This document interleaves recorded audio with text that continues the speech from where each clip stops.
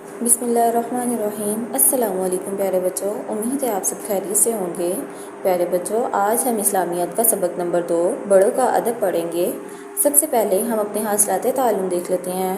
ہمارے حاصلات تعلم ہیں بڑوں کے ادب و احترام کے بارے میں جان سکیں، بڑوں کے ادب و احترام کی اہمیت سے آگاہ ہو سکیں، بڑوں کے احترام کی عادت اپنا سکیں۔ تو پیارے بچوں، اسلام ہمیں اچھی باتوں کی تعلیم دیتا ہے۔ اسلام کی ایک اہم تعلیم یہ ہے کہ ہم اپنے بڑوں کے ساتھ عزت و احترام سے پیش آئیں، ان کا خیال رکھیں اور ان کو تکلیف نہ پہنچائیں۔ اپنے والدین، اساتذہ کرام اور پڑوسیوں کے احترام کی خاص تاکید کی گئی ہے۔ والدین کا احترام۔ بڑوں میں سب سے پہلے والدین کا مقام آتا ہے۔ ماں باپ کا ادب اور احترام کرنا سب سے اہم فرض ہے۔ قرآن مجید میں بار بار ماں باپ کا احترام کرنے کا حکم دیا گیا ہے اور والدین کی نافرمانی سے منع کیا گیا ہے۔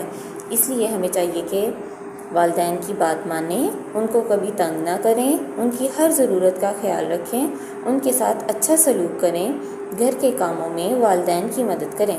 جو بچے ماں باپ کا ادب و احترام کرتے ہیں اور ان سے محبت کرتے ہیں، ماں باپ ان سے خوش رہتے ہیں، اللہ تعالیٰ بھی ان سے خوش ہوتا ہے۔ تو پیارے بچوں، والدین کے احترام کے بعد ہمارا ٹاپک آتا ہے استاد کا احترام۔ بڑوں میں ماں باپ کے بعد استاد کا مقام آتا ہے۔ استاد ہمیں تعلیم دیتے ہیں۔ ہمیشہ اساتذہ کا ادب کریں، ان کی نصیحتوں پر عمل کریں، ان کا کہنا مانیں۔ پڑوسیوں کا احترام۔ پڑوسیوں سے مراد وہ لوگ ہیں جو آپ کے گھر کے آس پاس رہتے ہیں۔ اسلام نے پڑوسی کے بارے میں بڑی تاکید فرمائی ہے، اس لیے ہمیں چاہیے کہ پڑوسیوں کا احترام کریں۔ کوئی پڑوسی بیمار ہو تو اس کی بیمار پرسی کریں، ان کی خوشی اور غم میں شریک ہوں، مصیبت میں ان کی مدد کریں۔ جن باتوں سے ان کو تکلیف پہنچے ان باتوں سے بچیں۔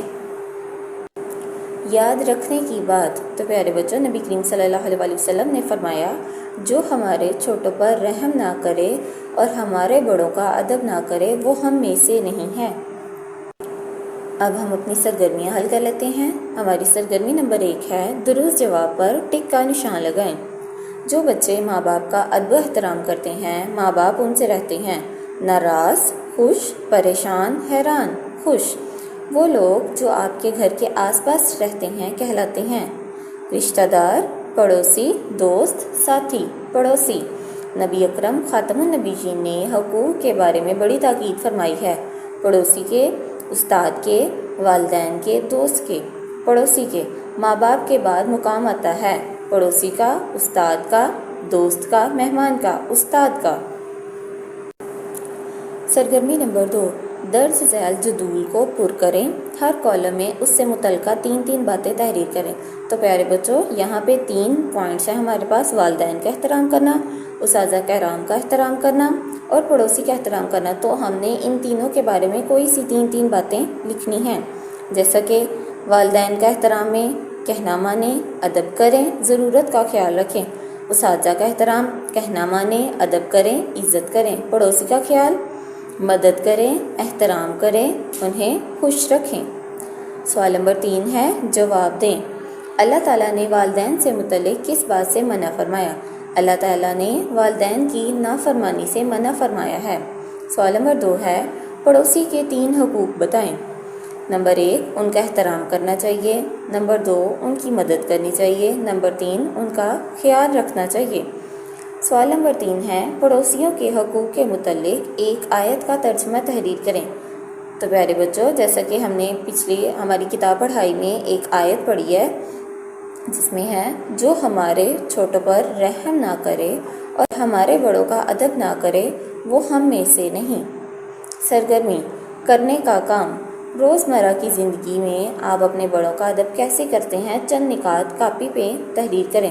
تو پیارے بچوں، آپ نے کاپی پہ لکھنا ہے کہ آپ اپنے بڑوں کا کس طرح ادب کرتے ہیں۔